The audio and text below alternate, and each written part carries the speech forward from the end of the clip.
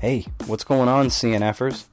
This is the hashtag CNF Podcast, a conversation I have with writers, reporters, authors, and documentary filmmakers about creating works of nonfiction. And here, Brin-Jonathan Butler comes back for round 2 to talk about his memoir, The Domino Diaries, now out in paperback, so go buy it, and it's about his time in Cuba. It is an all-Cuban episode, so I hope you brought your salsa shoes, because this is a good one. And Brin-Jonathan Butler, he brings it every time, just a wonderful mind. He's going to offer some tremendous insights, and it's kind of fun just to be with him as he just thinks through things, and just makes you think, because he's just such an inquisitive person, and thoughtful person in that sense. A couple matters of business. Go ahead and subscribe to the podcast, or I ask you to. It certainly helps. Definitely rate it, but I'm not going to be one of those people that says only rate it if you're only going to give it 5 or 4 stars. If you think it's a 1-star podcast and you're going to take the time to do it, by all means, give me 1 lousy star.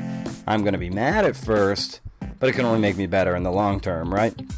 So, go ahead, 1 star, 2 stars. I'm used to it. I've got thick skin. In any case, we'll have fun with it. Maybe we'll even have a segment reading the 1-star reviews. But in any case, 1 star is fine. Whatever. Do what you got to do. Also, I have a newsletter at brendanomero.com. It is a monthly newsletter, so at most you will receive 12 over the course of the year instead of 52. And the way I go, and sometimes the way I'm sort of not consistent with it, you may get lucky and only have 10 or 11. So look at that. So go ahead and do that. And that's about it.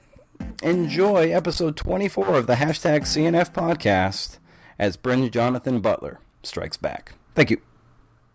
I just want to really commend you on a job well done with this book. This was like a ton of fun for me to read. And I found myself always, when I had to put it down for whatever reason, I always found myself wanting to run back to it, which doesn't happen very often. Maybe 10% of the books I read every year, it feels like that. And yours was definitely one of them. So job well done, man.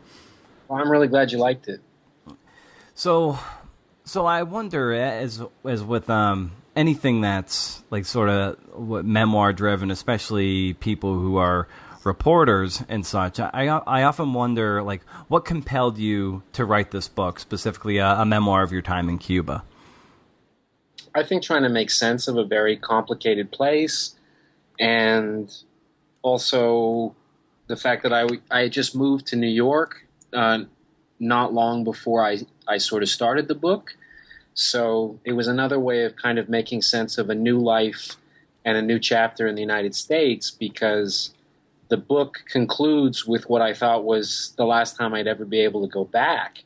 So it was interesting to kind of turn the page to a new existence, acclimating to New York and being in a new country while looking back on, my 20s, closing the door on a decade. So it's rare that you have an opportunity to do that and be able to support yourself doing it at the same time. So I felt very lucky to be able to, I don't know, it wasn't therapy, but it was just very much on my mind. Yeah, did you struggle at all with the idea of writing memoir, or was this something that kind of came naturally for you?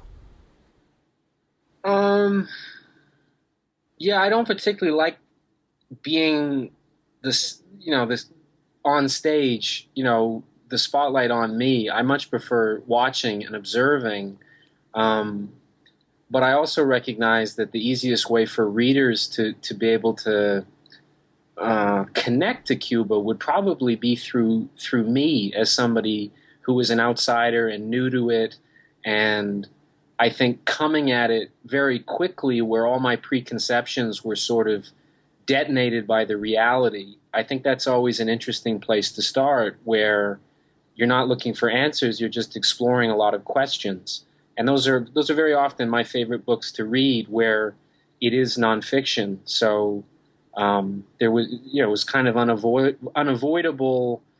I wasn't going to write it as a history book. I did do a biography of a boxer, but it was very difficult to tell his story before I did the memoir without including the journey to find out about him, which itself becomes almost half the story in a country like Cuba, where these stories are forbidden to be told. Yeah, and the sort of central question that you like to explore in this book is that the choice that athletes or people make between staying in Cuba and defecting, and that sort of tug of war within their minds about seeking the millions that they may get in America versus staying home and having the praise. Instead of money, you have the praise of the millions of fans in Cuba, and that adulation is its own form of currency. And I wonder, what was it like for you to explore that question throughout the book and throughout the whole decade that you spent time in Cuba? Yeah, and I think just to add on to that, also living for principles that are very difficult in a world that had largely, I don't know if they discredited those principles, but I mean, most of the world is bought and sold. I mean, in capitalism, everything is a commodity. Everything. Even rejecting capitalism can be commodified as an angle which is incorporated in capitalism. Che Guevara is omnipresent on T-shirts that are bought and sold.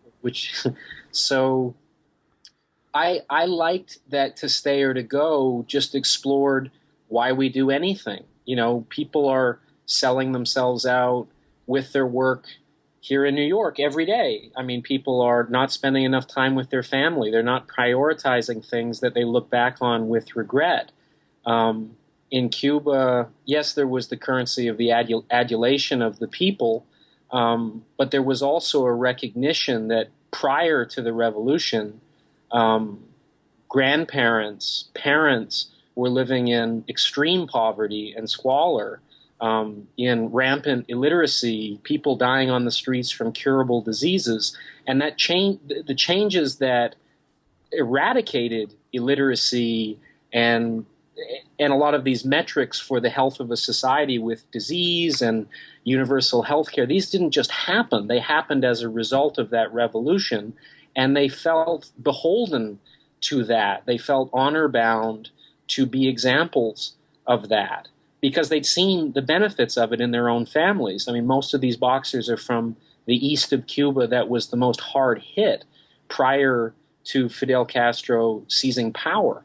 So there's that angle as well. And I think just naturally, I tend to size people up, and maybe it's a bad quality, but just as kind of underdogs or whores. And Cuba had that struggle, where in Miami, you were considered a whore to Fidel Castro, or you were afraid if you stayed. And according to Fidel, if you left, you were called a gusano, a worm. So there was no middle ground with that. And what I discovered pretty early on was that it took enormous courage to stay, and it took enormous courage to leave. So what seemed like a unique position about this issue of to stay or to go is that the decision itself was the victim rather than which choice you made. And that seemed to be something that allowed me to talk to people across the spectrum of viewpoints and include their point of view and give it equal weight so that the reader would be left to come to their own conclusions. And I thought that was an interesting place to go and respectful of a reader's intelligence, that maybe they'd be on some of the same roller coasters that I was on, meeting these people with a different calculus in each situation of whether to stay or to go, and also just forces you to examine your own choices about where, there are not easy choices. The decision is not clean. It's messy and it's dirty, and with the athletes, it's just a more extreme version of the choice that every Cuban has to make, with just infinitely more money on the table and more stakes in terms of how they're used in that society. So what were your impressions of Cuba before you made your first trip? My first impression was through Hemingway with The Old Man and the Sea. That was one of the first books I think it was the first novel I ever read.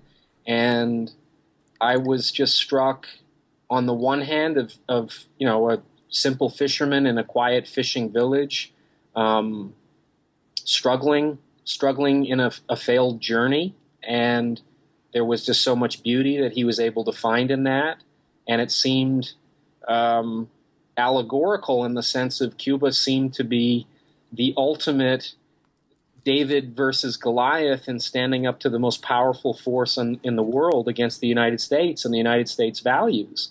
I've always been interested in people who stand up to a bully, and the dynamics of that. I think a lot of writers I enjoy are very much underdogs or losers advocates. I think losers in general have a tremendous amount of self-awareness that's just imposed on them by virtue of losing. You're forced to reflect. Whereas I find most winners, quote unquote winners, are pretty oblivious because they're never really confronted with much of why they're winning, what their reasons are.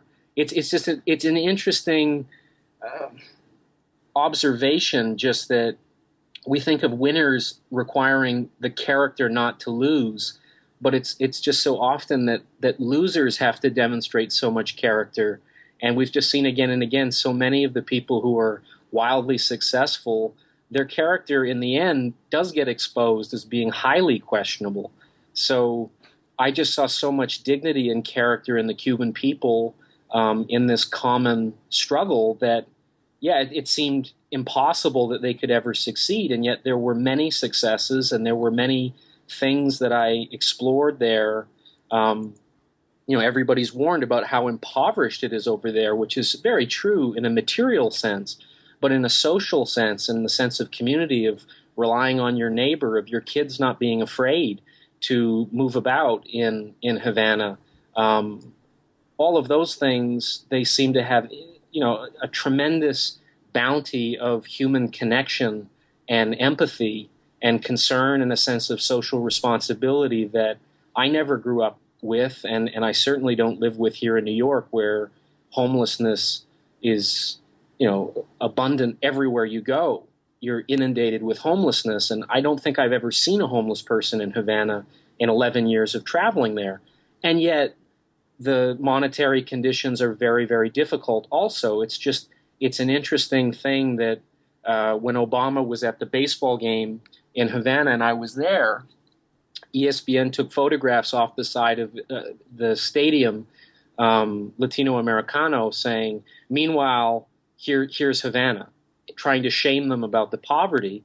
And many Americans, I think to their credit, sent photographs on Twitter reflecting the neighborhoods around baseball stadiums across the United States and just abject poverty that surrounds them, including Bristol, Connecticut, the home of ESPN. So it's just always interesting that we can be so critical where we look at others, but we're often just oblivious to our own situation. We don't look around and notice it. And I just found Cuba really forced you to confront a lot of that on not just a daily basis, but almost a minute-to-minute basis. And I didn't expect that. Yeah, and it's funny that you mentioned you really appreciate them as a people or them as a country for standing up to the bully and how the kids not being afraid to move about.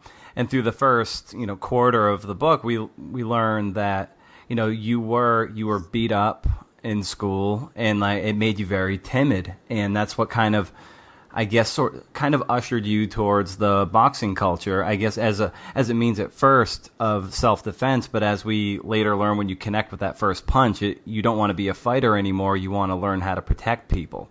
And in what sense did you, just by the fact that you're echoing that, standing up to the bully and the kids not being afraid to walk around, like that must have been a very strong connection you felt dating back to your childhood when you moved to Cuba? Well, it certainly did, and let's remember, being raised in Canada, I don't think there's any animosity towards the United States. We looked at the United States as our big brother, the longest unguarded border in the world. I think you look at the entertainment industry; it's littered with Canadians in a hugely disproportionate number of people who feel that to make it, they have to come to the United States. And you don't hear very many of them who come over who are whining about it. Oh God, I'm in the United States. Like, I mean, I think a lot of us had a bit of an inferiority complex in Canada with the arts being subsidized by the state. You know, there's a feeling of being second rate a little bit to remain in Canada. That if you were legit as an artist, you came to the U.S. So I certainly never thought of the United States as a bully. I bought into the rhetoric and the propaganda that everything the United States fought for was good, and anybody who opposed it was bad. And some of the first times where I heard anything about Cuba was my father talking about being in school as a kid and having to hide under his desk to prepare for the after effects of the Cuban Missile Crisis and, nuclear holocaust and that kind of thing. And I thought, Fidel Castro is responsible for this, and the people behind him back him? They must all be crazy. Like, you must be crazy to stand up to the United States.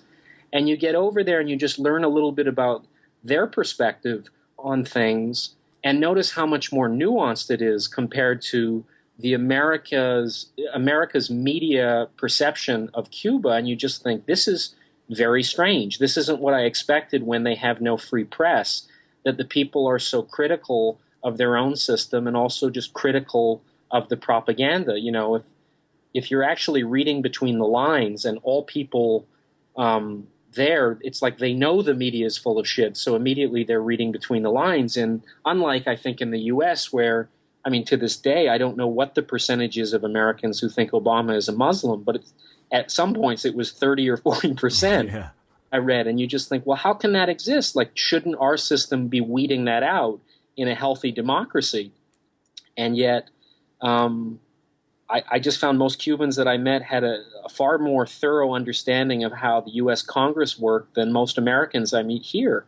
And I was just very, very surprised by that and very curious to see America from this different perspective, which isn't to say I came away believing all of it hook, line, and sinker, but it was just very interesting to see it from an adversary's perspective.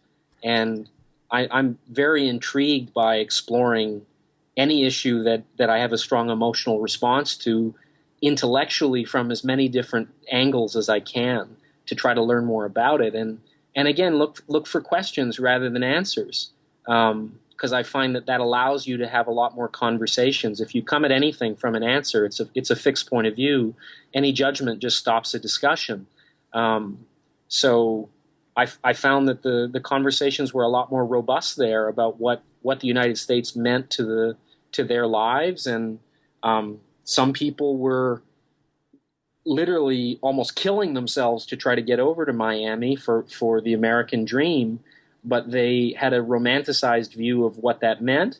And I think very quickly I had a tremendously romanticized view of what Cuba meant and stood for, because they had a lot of things that I had never seen growing up, in the way that they depended on one another and the decency and integrity and generosity of the people there, when I thought, how can you be generous if you don't have anything to give? But again, that was only true in a material sense.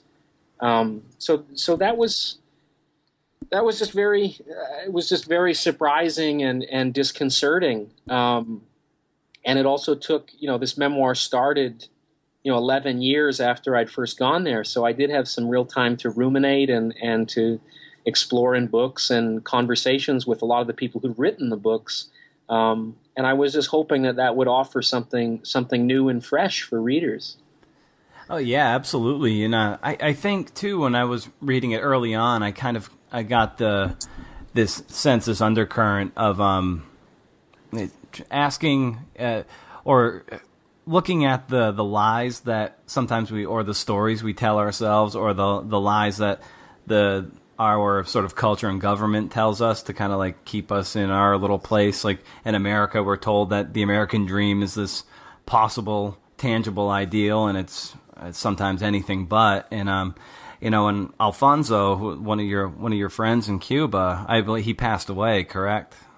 Yeah, very quickly. He did. Well, one of the things that you quoted him saying is, quote, "Much is a lie here, just as it is in America. I think Cubans believe the bullshit less than you.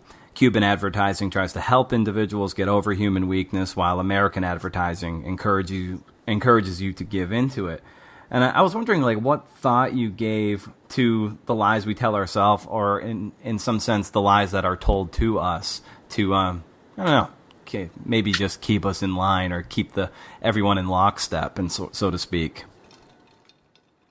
Well, I think that there's this interesting clash between the Dionysian and what's the other one? The Apollonian. I'm not entirely sure. I'm gonna plead naive.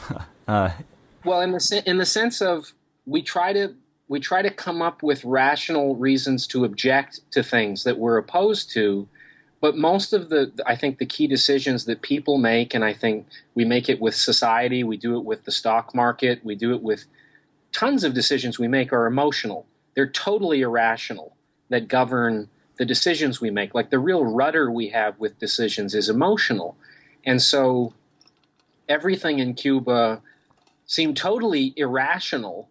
It seems wildly irrational to want to exist in an anachronistic society which isn't aspiring to all the wonderful material things that you can get with the American dream. You know, having a credit card to buy a lot of stuff that you don't need.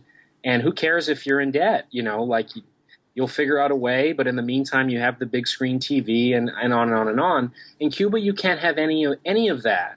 You're, you know, technology was the thing that was so limited there, and I think the popular view is, my God, how could anybody not want to have Wi-Fi wherever they go, and all the Apple products, and those kind of things, because that's what makes life wonderful and fast and convenient and all those kind of things. But the flip side to it is, if nobody has cell phones there, everybody's committed to spending time with you with their full concentration in a way that doesn't exist here. The social fabric was much older in terms of how people related. I mean, it's what the nostalgia in America is, where we look at sports, or we talk about, oh, so-and-so's not doing this for the money, it's for the love of it and everything. In Cuba, you're forced to live that. You're forced to, if you're playing baseball, you live in the neighborhood, you walk to the stadium, you have your gear hung over your shoulder in a duffel bag. You know, everybody can't use money to create distance from other people.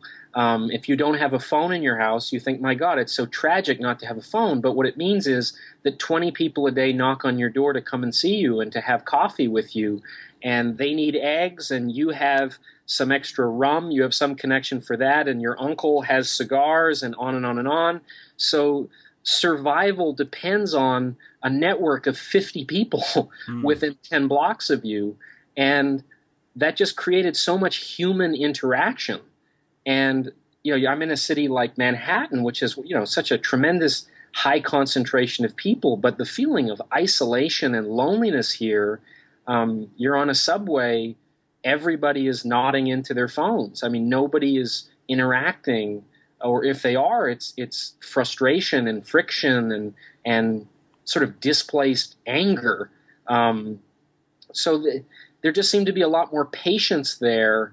And obviously a tremendous amount of frustration, too, if you want to do what should be a 20-minute commute from just outside of town. It would take 3 hours of waiting for the bus. But it does lead to other things in terms of how human beings relate that I think are meaningful. If you don't have access to Facebook, you actually have to meet people in person. And while you're meeting them, you have to spend time with them and be present. You're not always checking your phone. You can't check your email. And I noticed the conversations were a lot better, I think, by virtue of the fact that people were present, that technology wasn't so fundamental to people's existences. And I think in our society, progress and the next thing is so vital, but we never are really permitted to ask, like, because we can do something new, should we do it?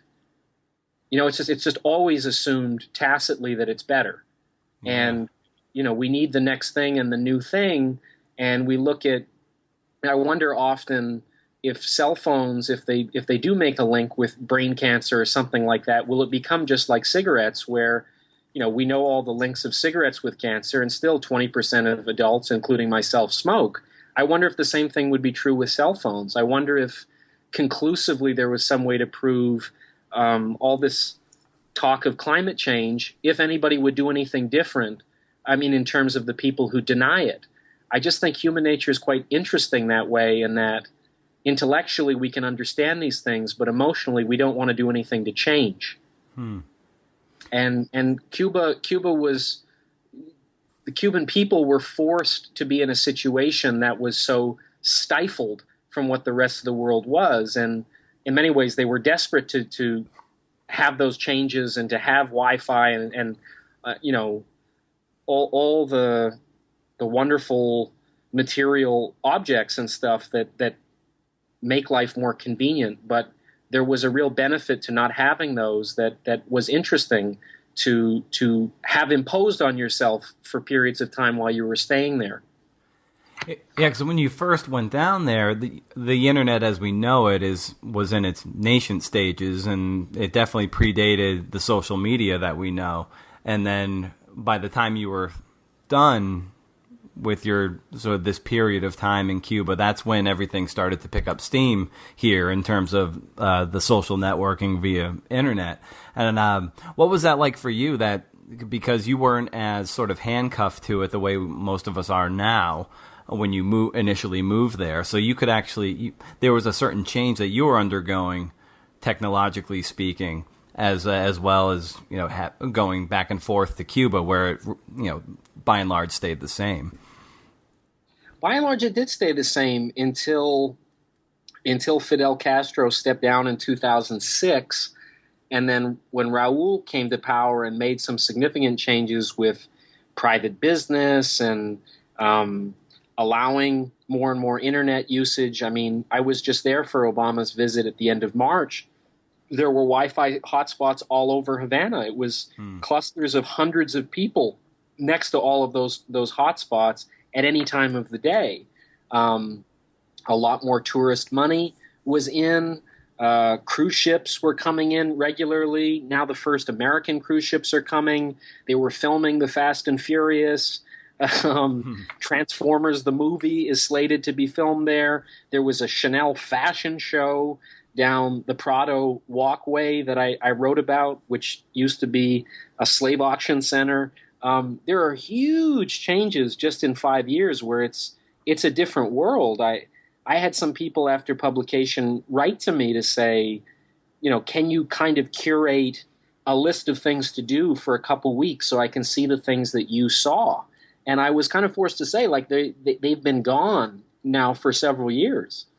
It's not to say that there isn't some amazing things for you to go find, but the Cuba that was there in 2000 or 2005, that's long gone, and it's never coming back. Even the Malecón, the most famous site in Havana now, I was told has 2 massive Chinese hotels being built next to this 400-year-old lighthouse. So forever, if you're trying to film a movie of Havana, you're going to have to use like a green screen or something to technologically remove how ugly these hotels are going to look next to architecture that's just breathtaking. But they're trying to help an economy that was in free fall for many, many years. It's just it has its cost on the other side as well. That a place that was like no other is very rapidly moving to be similar to other places, in that there's expectations when American tourists go places that they want a standard of living, and soon enough Americans are going there to beat Americans like them going there. They don't want it to become what Americans will create down there like them. They don't want to see Starbucks. They don't want to see modern cars. They don't want to see Holiday Inns. But that is also exactly the kind of amenities that they will criticize to the hilt if they're not there. So that's an interesting dichotomy in itself for me. So I wonder, so tell me the story of your first trip to Cuba. Your grandfather had just passed away, and he left some money, and your mother asked you, if you could go anywhere, where would you want to go? And you said Cuba. And she said, well, here's the money. go book your ticket. Like, so what was that experience like? You know, from everything from booking your ticket to getting on the plane to landing in a really exotic country. Well, the first thing that happened that totally changed it forever. I mean, I have no idea what it would have become. Was meeting somebody who was an antique bookseller on the plane ride over, who was illegally buying antique books along Calle Obispo, the street where Hemingway used to drink and where he wrote For Whom the Bell Tolls and the Ambos Mundos Hotel. There's also a wonderful selection of stalls of antique books, and he would go there and for pennies on the dollar buy some first edition and then come back to Toronto where he was living. He was Guatemalan, and sell it on eBay or sell it wherever he could. And he asked me if I would help buy him drinks after the stewardess cut him off because he was just drinking so excessively. He had cirrhosis of the liver at that time, which I didn't know. And we kind of struck up a bit of a friendship, and he knew Pan American silver medalist in the 100-meter dash. And all of the athletes over there know each other because they travel together. They have to live in compounds because so many of them try to defect when they're traveling internationally. And so that was able to plug me into the Olympic boxing community. So it only took a couple days to secure a two-time Olympic champion to train me at boxing. And on the other side of it, he, as an antique bookseller, was very up on all things Hemingway over there, and he helped arrange a meeting with Gregorio Fuentes, the old man in the sea, in Kohimar. He was still living in the same town with his grandson, who was sort of like the representative to take the $15 which was given to the government. So I couldn't believe that there was a place that you could visit that was not only as beautiful as Havana was, but also offered things like this culturally, so affordably. But I mean, it was just very dreamlike and surreal that something like this could be permitted, you know.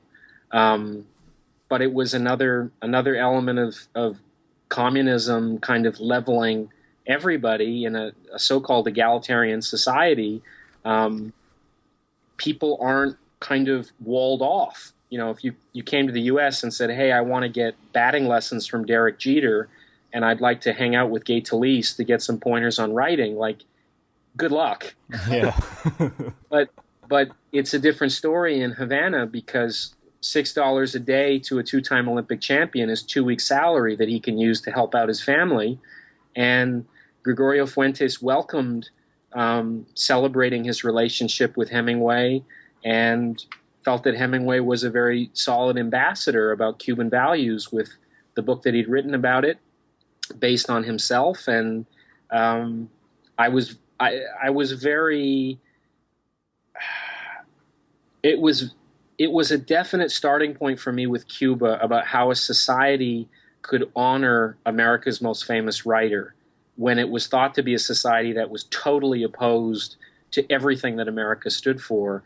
How could they embrace this writer, and how could Hemingway spend the last 20 years of his life there and give them the Pulitzer Prize and the Nobel Prize and declare himself a Cuban and use the old man in the sea's boat, the Pilar, as a means of smuggling explosives in support of Fidel Castro and the revolution? Like, I thought, how did Hemingway get a pass from being this, not just a communist sympathizer, but aiding and abetting this whole revolution? I mean, he was so vocal about it, but Hemingway's also somebody we have to remember that when he wrote For Whom the Bell Tolls, Fidel Castro was reading that to get pointers about guerrilla warfare up in the Sierra Maestra for the 2 years he was there before he took over the government. And when Obama was running against John McCain, both of those politicians cited Robert Jordan, the star of For Whom the Bell Tolls, as their favorite literary hero.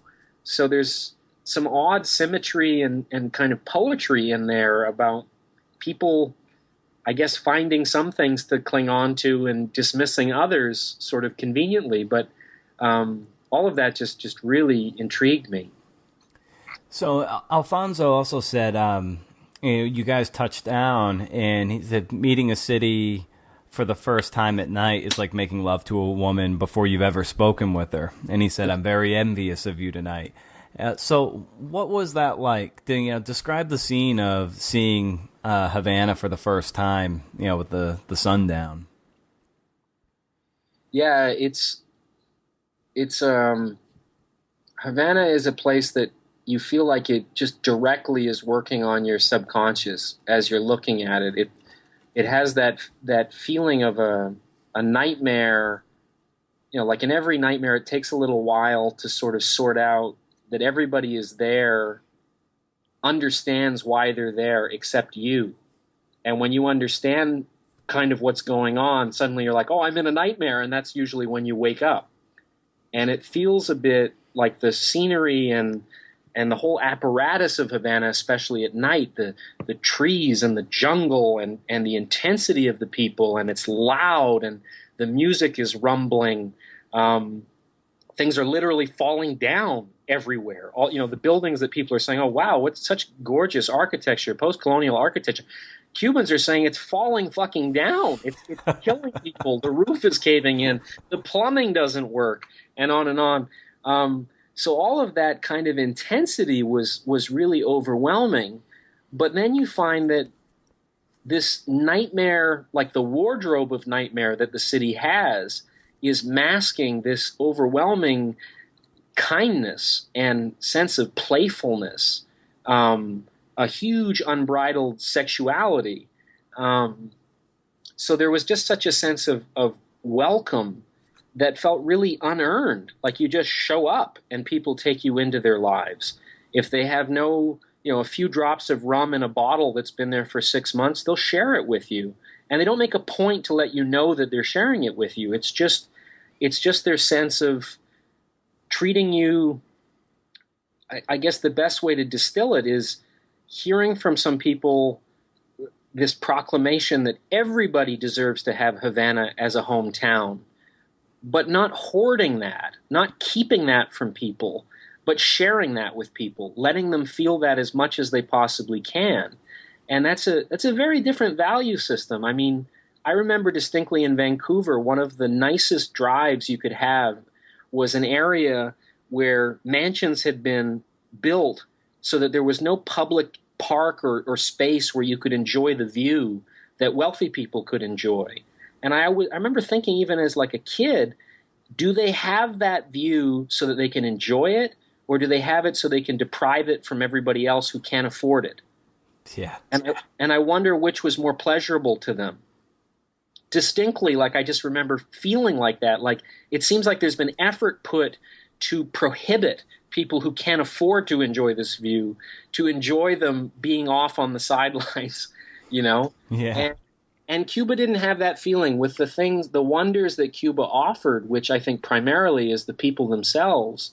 They're on the hunt to find you and to infect you with their sense of enjoyment. And if you bring any kind of knowledge and have put in time to learn the language or to learn the history, they're so flattered and thrilled to have discussions. And I don't think there's anybody that knows how to throw a better party than Cubans. And on the other side, people who are in a lot of pain tend to be really funny people. So Cubans consequently are very, very funny. Their jokes hurt. And people are crying a lot. People have moist eyes. It's a very easy way to distinguish a Cuban from anybody else who looks similar to them is their eyes look very close to tears, whether they're upset or moved by something or whether they're telling a joke that's so funny that you're crying.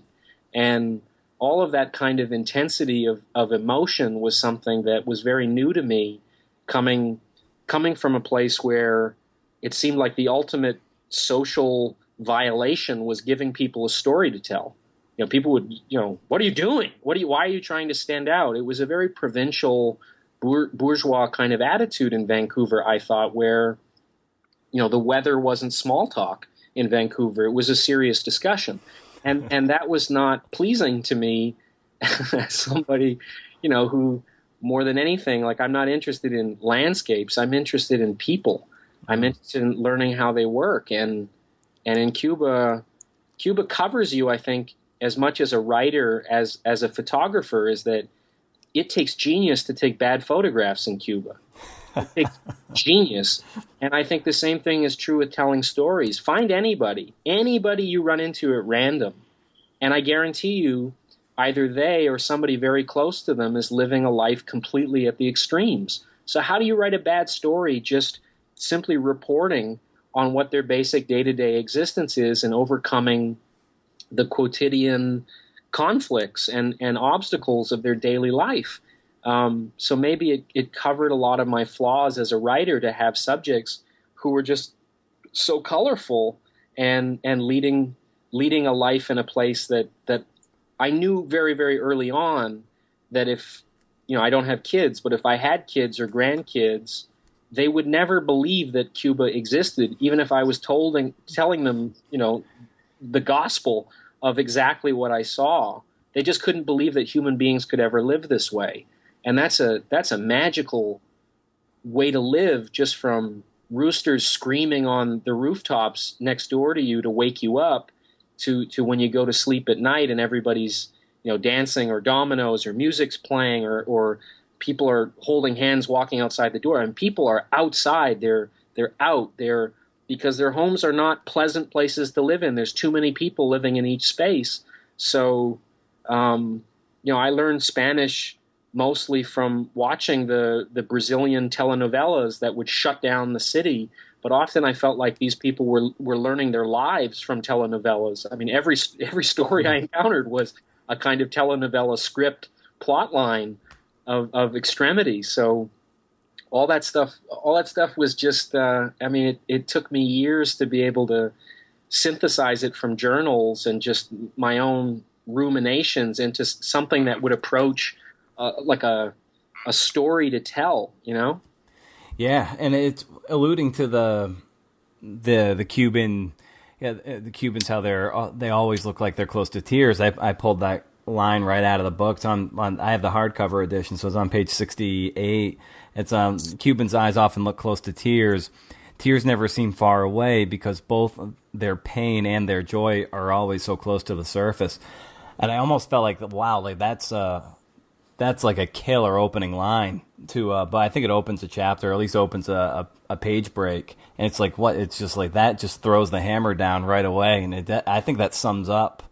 If you had to sum up your experience in one sentence, that seems as close to it as possible.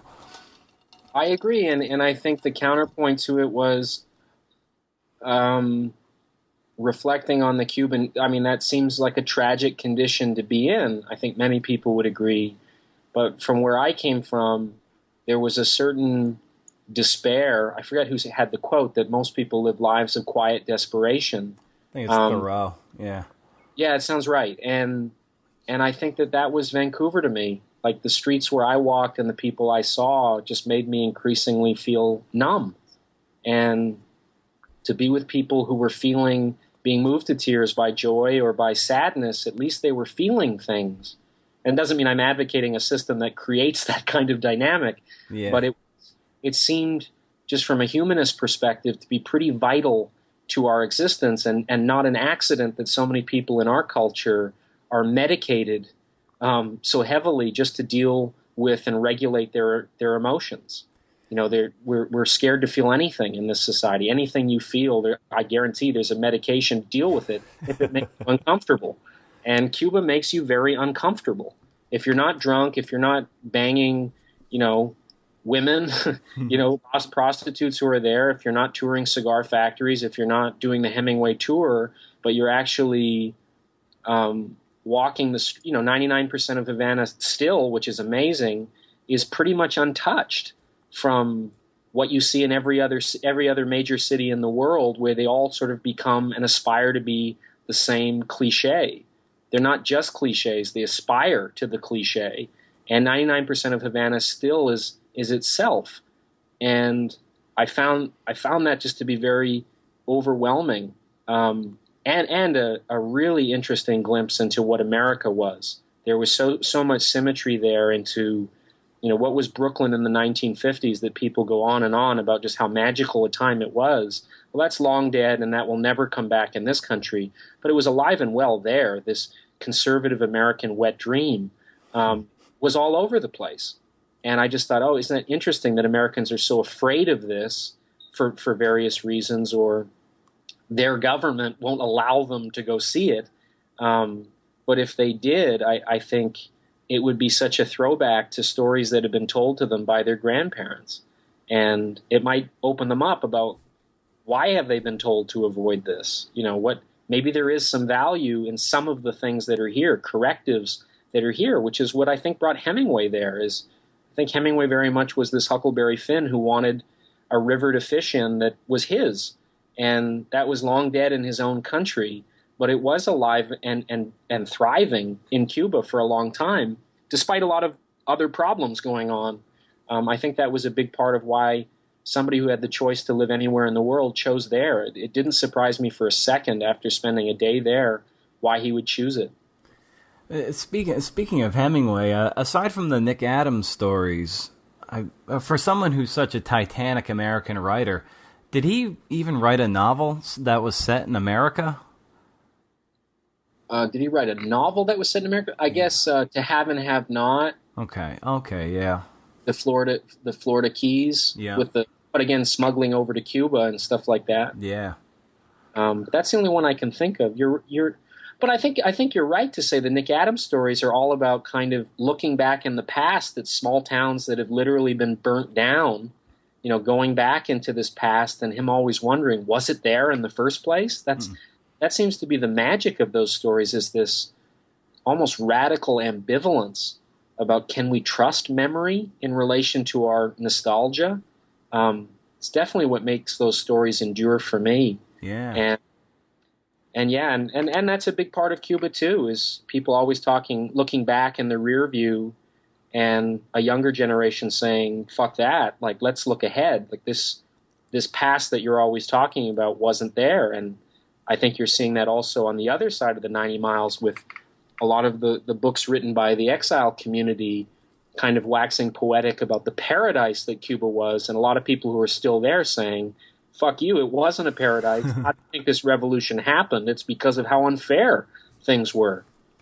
And it's the book too is so inquisitive in nature, and that comes right from the opening sentence. You say maybe the real subject of every interview is how you really can't learn much about anyone from an interview, and throughout much of it, you pepper a lot of people with questions, and you're that conduit to get us into this culture. And despite you coming out and saying that first sentence, it still doesn't keep you from trying and earning the interview from trying to try to learn something. So I wonder, what are you still trying to accomplish if you admit you can't learn much about anyone by interviewing them routinely? Well, I think that can be balanced off also by, I don't think anybody can give their phone number without giving away a lot of who they are. Mm-hmm. And a lot of what people, where do you learn more about somebody? From what they're trying to sell you on, about what their narrative is and who they are, or by what they're trying to conceal from you? Who don't they want you to think that they are? What are the narratives that they've noticed, they've acquired, that they don't like, that they're trying to shuck, and doing everything they can to try to reinvent themselves? I mean, America is famous for being the first place in centuries where you could come to reinvent yourself, be Gatsby, and that kind of thing. I mean, that's the magic of what I think the American dream promised, was this idea of reinvention and the ideal of a meritocracy where you could rise up despite where you came from and that kind of thing. So, I mean, I just think that I always kind of viewed people not as riddles or crossword puzzles, but as poetry. And poetry is something that changes every time you return to it. You notice how it's changed, and in the process, you notice how you've changed. And I like exploring that, and not really exploring it with the intention of, trying to fleece it of its complexity or its ambiguity. and so yeah, I mean, I like conversing with people. I don't know if it gets to the bottom of anything particularly, but I think maybe it's just a dynamic I've always had, and just existentially, I kind of feel like existence is a bit like being in Grand Central Station. There's a bunch of people around you. You're not sure what people, they have tickets about where they're going. You don't know which ones have the same ticket as you and are get on the same train. Most people are not. I like talking to strangers, and I think that's a big part of this book. Is everybody I met over there was a complete stranger that led me to more strangers. But sometimes you meet strangers who it's as if you've known them an awful long time, and you can be a lot more candid and open with them than you could with people who are in your inner circle of trust or your family.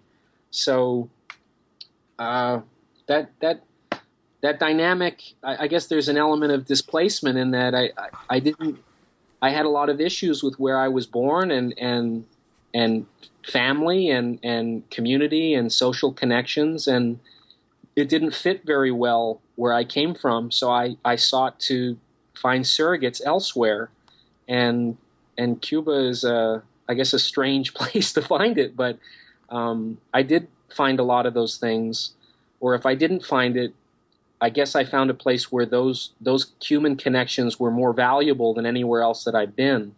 And maybe it's sort of parallel to what Oscar Wilde said, that, if you're starving, go to a place where the food is the best.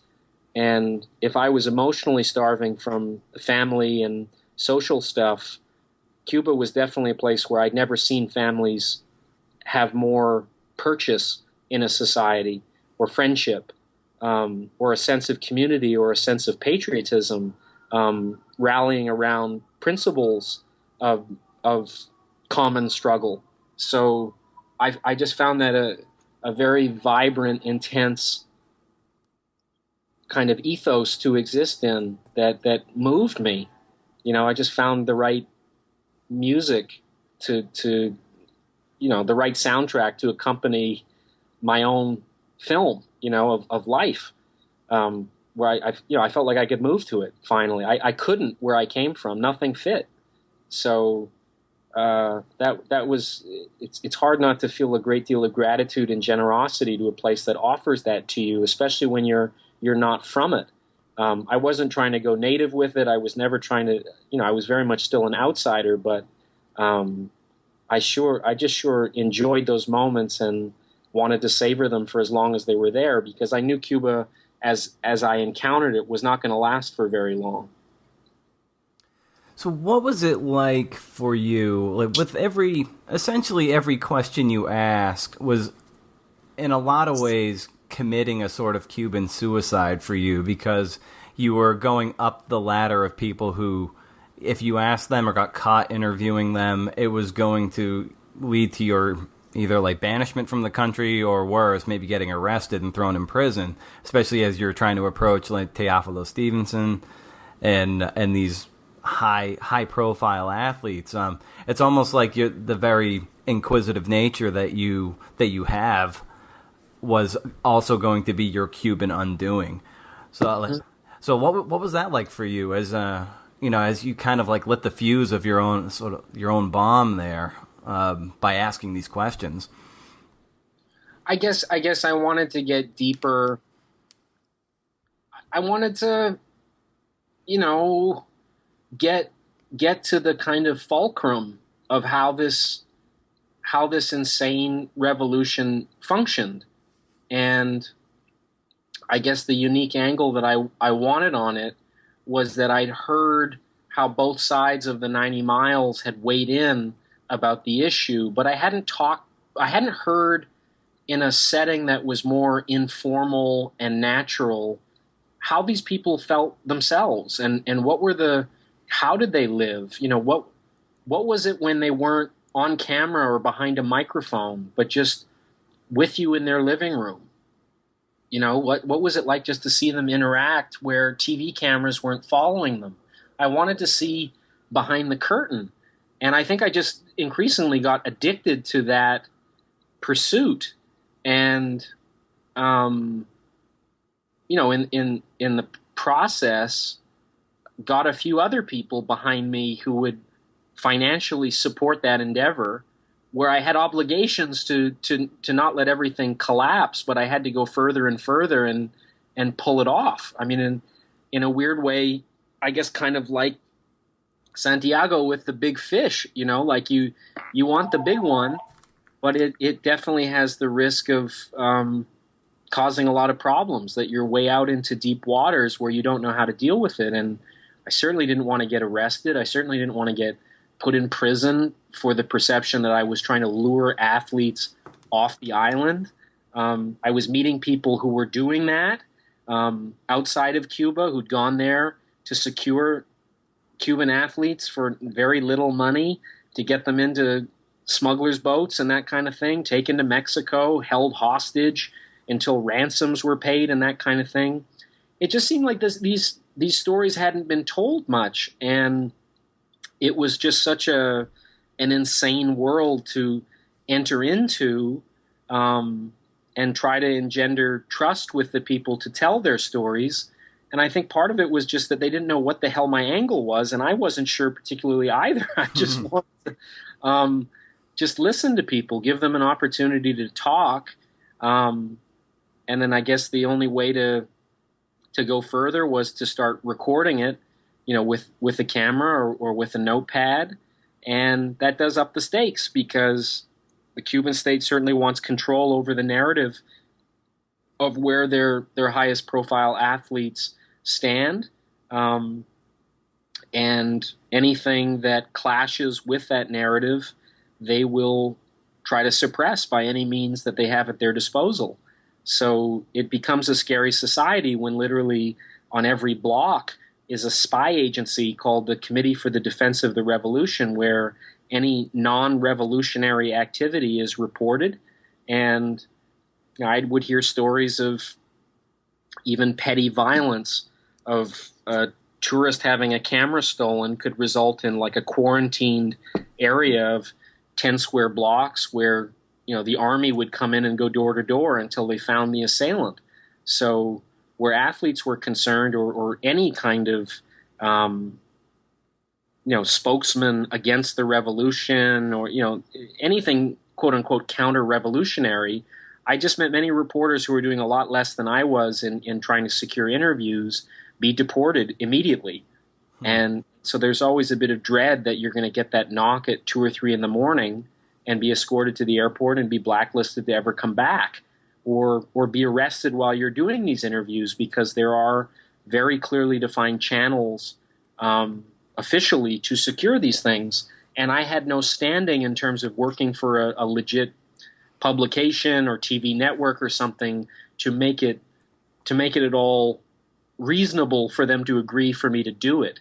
So I just went sort of through the back door everywhere I could, and never knew if it would work, never knew what obstacles were there, because you don't know when you've kicked over the hornet's nest over there until they're all on you. Yeah. So I think maybe it was a combination of having been there for many years where I didn't stir up any trouble, to then really expeditiously going after the biggest names I possibly could, with some intimate knowledge of people who knew them, acting as liaisons to create it. So I don't know what the calculus was to allow me to get away with it, to get away with, footage that could immediately be put on the front page of the Miami Herald, because they saw the value of it in terms of ammunition against the revolution, which was certainly not my agenda at all. I was trying to offer a more nuanced portrait of these people who I felt were caught in the crossfire of both societies. So where does that the fearlessness to tell these kinds of stories come from? Because you weren't afraid to go into heavy credit card debt to finance your projects. There's totally a story that you deeply believed in. So I wonder where do you think that fearlessness to confront this stuff comes from? Well, I think it's more desperation than fearlessness. The credit card thing is kind of a similar thing to the access in Cuba, is that I had immaculate credit. I mean, I never made any money, but I had immaculate credit until I went $50,000 in debt. I'd never missed a credit card payment. And then it was like, do you stop? Do you just stop cold? Or do you go all in? And at that point, I had a few of those decisions with this. I had camera equipment stolen when a Cuban was fighting. I had no way to go forward, so I bet everything I had at 20-1 that he'd knock the guy out in the first round, and got lucky. Mm-hmm. Going in with the Irishman who signed a number of Cubans and was the first one to get them off the island, for him to agree to tell his story, he said, I'm going to Tijuana to watch one of these fighters fight. If you want to come with me, the risks are that the Miami mafia that works with the Mexican mafia in this human smuggling operation have told me explicitly, we will kidnap you, we will get a hitman to murder you, or we will get the police to frame you with drugs when they arrest you if you come across the border. And he took the threat so seriously, well, I should say his security team took the threat so seriously that they said, we will not go with you to Tijuana right now, which at the time had as many murders as Iraq. So he said, if you want to go with me, my whole family is all in tears begging me not to go, but fuck them. I'm not letting them push me around. So if you come along with me, I'll get you this fighter I'll give you a full access to him. You can get in the ring with him in Tijuana. You can interview him before the fight, after the fight, and I'll tell you my whole story. And I just, it's just one of those decisions you make. Are you content with the life that you have? Or do you want a passport into the life that you want? And there's risk. But the desperation or the unhappiness I had with where I was at was enough incentive to take that risk, and I got lucky. And same with the credit card debt, is I just thought, what can they really do to me? Okay, my credit's ruined, but what if I succeed with this and I get to be a writer? I get to have a story that's worth telling, that can find me a place like Random House and Macmillan jousting with each other to secure a book deal with me to tell the story. I understood that I had to lead a life that was worth writing about, that would capture these people's interest. And I never went through the conventional channels of an MFA program at Columbia or something to just be like a draft pick. I had to find a way in that was more unconventional. And I really just see it as desperation and occasionally the important moments in your life while they're happening. Most of the time you don't. But based on that, you can make, the best decision you can about whether the risk is worth it. And I just kind of felt, what do I have to lose? And I don't think that ever bespeaks courage or bravery. It's always desperation, And would you say the risk was worth it? Absolutely. Yeah. Absolutely. Now, would I be saying that if I was in a Cuban prison right now? Would I be saying that if I was stuck in Canada with a $50,000 debt and no ability to write the book because I couldn't get those interviews? Would I be saying it if I couldn't have finished the documentary because he didn't knock him out in the first round? I don't know. I'd probably be a baby about it and be like, no, I should have done the responsible, common sense thing. But I didn't want that life, and I feel like to gain access to the people who are your heroes on some level, you have to take some gambles that impress them enough to want to, allow you into the conversation where they'll treat you as somebody worthy of just having a straight conversation. It's not just the vertical, oh, you're my mentor, you're my hero, but actually have real conversations. And so I tried to here and there take some long odds on and create something that might be worthy of that's my big thing, is to get access to the people who inspired me and to do something worthy of them so that they are inspired to start a correspondence with me so I can learn more about them. And I've been very fortunate that most of them, I've been able to do that. Well, I think I speak for untold thousands of people by saying, like, thank you for taking the risk so we get a chance to read your work and you continue to do the work you do, and you're only going to get better and better as you keep doing what you do, because it's truly a pleasure anytime I get to see the Brin-Jonathan Butler byline, and I know I and untold thousands are in for a wonderful reading experience at the hands of your at hands of your talent. So I think this is a wonderful point to end on, and I just want to thank you again for coming on the show. The book is The Domino Diaries: My Decade Boxing with Olympic Champions and Chasing Hemingway's Ghost in the Last Days of Castro's Cuba. Thank you again, Brin. Oh, my pleasure. Thanks for having me, Brendan. Yeah, always a pleasure, and we'll be in touch. Take care, man. You too.